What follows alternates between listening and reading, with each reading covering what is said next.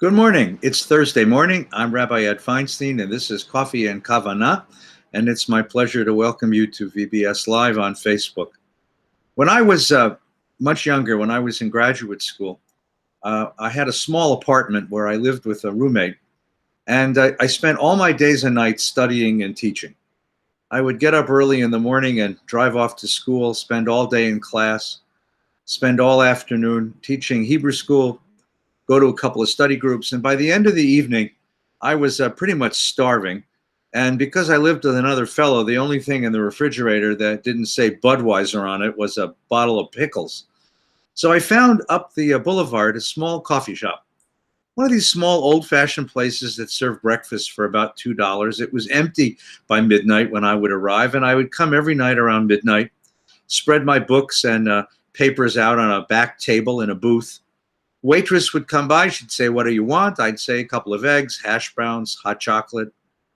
And she would go and get me my food. This went on for about a year and a half. What is she to me?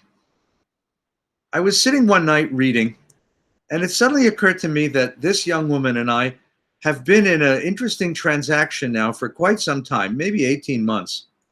And every night, 4 or 5 nights a week, I would show up with my books to study, and every night she would bring me my food. She is a waitress, a server. She performs a function in my life. I don't know her. I don't know her name. I don't know her inner life. I don't know her background. I don't know anything. She's almost two-dimensional to me because she just shows up. She is the embodiment of an impersonal function. Because if the Japanese or the Koreans could invent a robot that would bring me my eggs and hash browns, I would be just as happy. And conversely, what am I to her? Instead of letting her read her novel in the middle of the night, I'm the schnook that comes in and disturbs her. I'm just a customer in the back bench. This kind of relationship was called by the great Jewish philosopher Martin Buber, I-it. An I-it relationship is any transaction we have with another human being solely for the purpose of a function. We don't know each other. We don't know each other's story. We don't know each other's feelings. We don't know each other's background. It's just what we do for each other. And in the course of a day, you and I go through any number of I-it relationships. The bank teller, the security guard, the gardener, all kinds of people whose functions we cherish, but whose persons we never really get to know. Well, midway through my second year of graduate school, second year of visiting this coffee shop 4 nights a week, 5 nights a week at midnight, midway through that year, something happened. It was a regular Tuesday or Wednesday or Thursday night. I arrived at my usual 12:30 in the morning. I spread out my books and my papers to study and prepare for the next day in school. The waitress came by.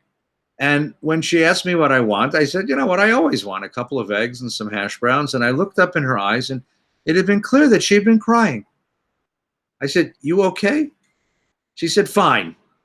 Put down the check, went back, got the food, came back a few minutes later, and she looked even more upset. So I tried. I said, are you okay? Anything I can do to help you? I'm fine. I'm fine. No problem. But I could see she was terribly distraught. There were tears in her eyes and tears on her cheeks. I said, "Look, I'm not a creep, I promise you. I come here to study. You've seen me for a long time. I'm studying to be a clergyman, to be a rabbi. I'm supposed to be able to help people. Tell me what's bothering you. Maybe it'll make you feel better to talk about it." "No, I can't," she said. I said, "Look," and she had a name tag. It said Debbie. I said, "Is Debbie your name?" She said, "Yeah." I said, "Debbie, my name is Ed. And you know that no one's here except the cook, and he's asleep by now, and the cops won't be here till 3:30, 4 o'clock in the morning to get their coffee. It's just you and me, and I promise you, I'm not here to take advantage, but talking sometimes helps. Have a seat, we'll talk." And she looked this way, and she sized me up, and she sat down, and she lost it. She began to cry. And she told me the story. And what was the story? She graduated Van Nuys High School. She was wonderful in school, and she was accepted to go to UCLA, which was her mother's dream. Because you see, her mother was a single mom. Her mother got pregnant in high school and had Debbie and had to leave her plans behind to raise the daughter.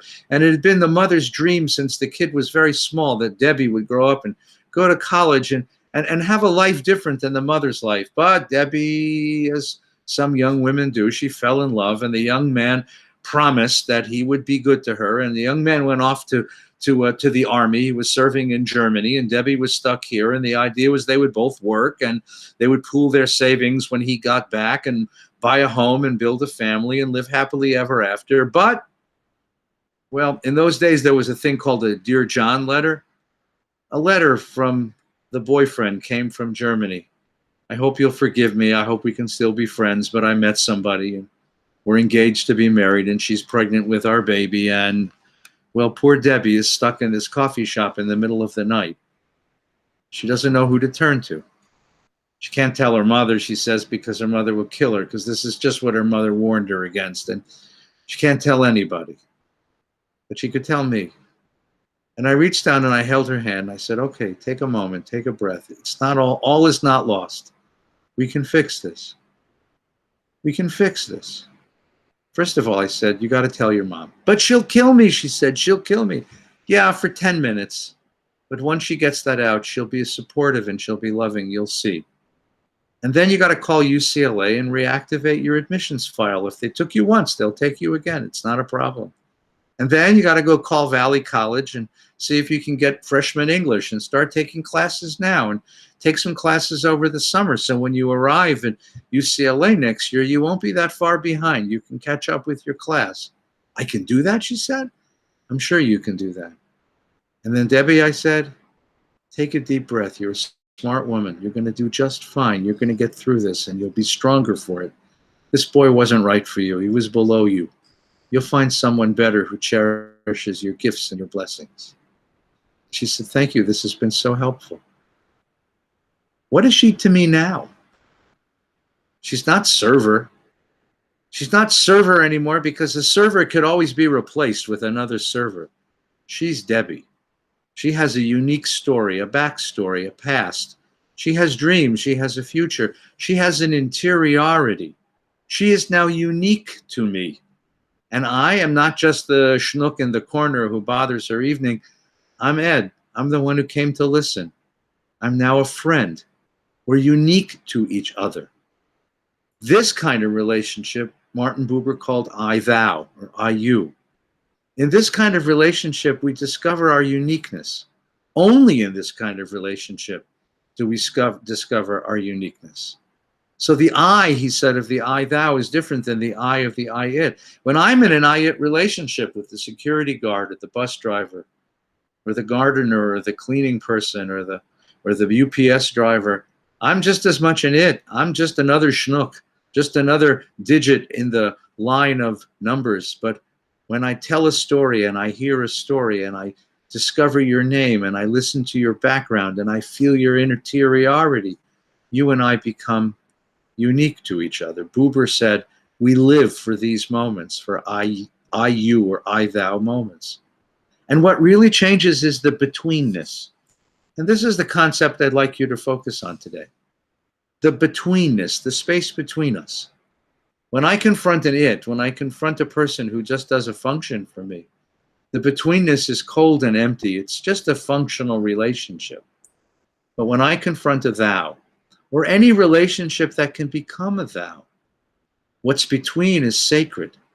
Something happened between me and that young woman. I offered a listening ear, and she offered her story. She was prepared to risk her vulnerability with a stranger, and I was prepared to reach out and offer her an open heart. The betweenness becomes warm, it becomes alive. My teacher, Rabbi Schulweis, would talk about the holiness in that betweenness. That's where he said God lived. God lives in the between, the I and the thou. Because that space is holy between two loving friends, between two partners, between two companions, between two who have listened to each other's story and respect and cherish each other's uniqueness. That's where God lives in the world, between I and thou, in that sacred betweenness. In these days when we are smushed on top of each other, when we are crowded into homes, when we are unable to get out of the house and mingle with the world as we did before, And even when we go out in the house, it's with masks on, so we can't even see each other's facial expressions. It's with masks, so we can't even see who we are and what our feelings are. We have to practice the sanctity of betweenness. We have to recognize that the space I create between you and me is a space that is constructed, but once it's constructed, it elevates us both. A woman yelled at me the other day because she thought I was standing too close in the line in the supermarket. I apologized. I said, "You're right. I'm sorry. I apologize." I stepped back. She turned around, and then she turned around at me again and said, "Oh, God, I'm sorry. This has just made me so crazy." And I said, "All of us, my friend, all of us." And we looked at each other. Can't give hugs, of course, but we can acknowledge that the betweenness is our responsibility. And it should be a place of gentleness and acceptance. It doesn't have to be a place of rivalry and difficulty. Make the betweenness the place where God lives in the world, and you will bring God into the world. That's the mitzvah in the age of COVID-19. I wish you a very, very good day today. Be well, be whole, be healthy, stay safe.